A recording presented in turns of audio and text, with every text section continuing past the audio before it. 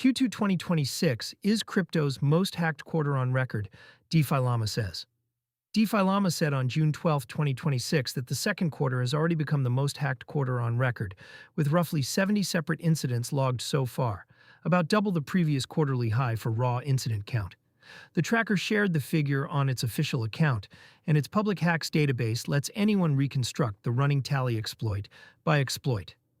The headline number is frequency, not size. A record count of break-ins does not automatically mean a record amount of money lost, and this quarter is the clearest example yet of that gap. A record built on volume, not size, April set the tone for the quarter, and still accounts for most of the dollars. DefiLlama earlier flagged April 2026 as the worst single month in crypto history for losses, driven by two large exploits that together did the bulk of the damage.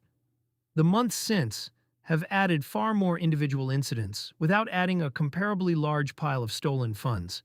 That divergence matters. When a quarter's loss total is dominated by two events, the average hack is large, and the count is low. Q2 2026 inverted the pattern. Many more attacks, most of them smaller. For anyone holding crypto, the takeaway is not the biggest hacks are getting bigger. It is the number of ways to get hit keeps climbing. Stolen keys, not broken code. The shift in hack frequency lines up with a longer trend DefiLlama has documented.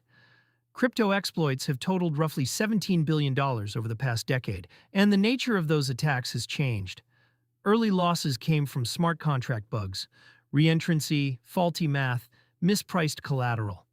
More recent losses increasingly come from compromised keys, social engineering, and access control failures, where the contract worked exactly as written, but the wrong person held the signing rights. Recent incidents fit that mold. The $36 million Humanity Protocol exploit was traced to a multi-sig configured on a single laptop, not a flaw in the protocol's logic. Even where teams made users whole, such as Radium covering a $134 million loss from a retired pool, the pattern is the same. The attack surface has moved from the code to the people and keys around it. A higher count of smaller attacks is what you would expect if more attackers are probing access points rather than waiting to find a single catastrophic contract bug. It is cheaper to phish an admin or drain a misconfigured wallet than to discover a clean reentrancy bug in audited code, and it scales. The custody question for card users. Most of this happens at the protocol and bridge layer, away from the average person spending crypto. The relevance for spenders is what the trend says about where to keep a balance. Every crypto card sits on one side of a custody line. Custodial programs from exchanges and centralized issuers hold your funds and settle transactions from their own treasury. That is convenient, and it also means the platform's security is your security. If a provider is drained or freezes withdrawals, your spending balance can be caught in it. The same counterparty risk that turned FTX and Wirecard balances into claims rather than cash. Cards that spend directly from your own wallet move that risk onto you. There is no shared treasury to drain, but the failure mode becomes personal. A leaked seed phrase, a malicious signature, or an approval you forgot to revoke. The Q2 data is a reminder that key compromise is now the dominant attack type, so the security burden of self-custody is exactly the burden attackers are leaning into hardest. Neither model is strictly safer. The honest framing is that custodial cards concentrate risk in the provider, and self-custody cards concentrate it in your own key hygiene. A quarter with 70 incidents is a prompt to decide which of those you are better equipped to manage, and to avoid parking a large idle balance on any single platform you would not want frozen.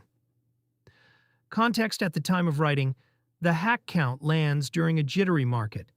As of June 12, 2026, the Fear and Greed Index sits at 18, in extreme fear, even as prices bounced, with Bitcoin near $63,582, up 2.8% on the day, and Ether around $1,172, up 2.6%. Security incidents tend to bite harder in a fearful tape because confidence is already thin, and each new headline reinforces the caution rather than getting shrugged off. Q2 is not closed yet, so the final figures will move. The trajectory is already set, more incidents than any quarter before it, and a loss profile that says the danger is shifting from contract bugs to whoever holds the keys.